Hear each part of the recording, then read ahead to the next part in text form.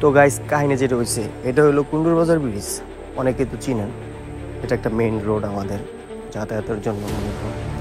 এই রোডটা বেশ কয়েক বছর যাবতই ক্ষতিগ্রস্ত। আজকে এমনভাবেই নষ্ট হয়েছে, মানে গাড়ি চলাচল করার কোনো বই নাই।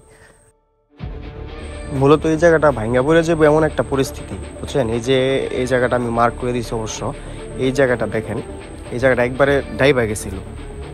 তো লোকজন আইসা এখানে দড়ি দিয়া বাঁধ দিয়ে দিছে। এই যে দড়িগুলা দুই সাইডে দড়ি দিয়া বাঁধ দিয়ে দিছে, যাতে লোকজন অ্যাটলিস্ট হাইটা যাইতে পারে।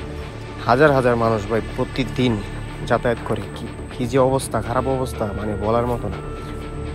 এই ব্রিজটা ঠিক করার অনেকবারই ঠিক করা হয়েছে, কিন্তু নতুনভাবে করা হইতেছে না। নতুনভাবে করার জন্য কয়েকবার প্রজেক্ট হয়েছে ভাই, উদ্বোধনও হয়ে গেছে, কিন্তু কোনো খবর নেই, টাকা খাইয়া চলে গেছে। মানে আমাদের আসলে ভোগান্তিরও শেষ নাই কোনো। প্রতিদিনই অফিসে যাতায়াত করতে হয় এই রোডটা দিয়েই।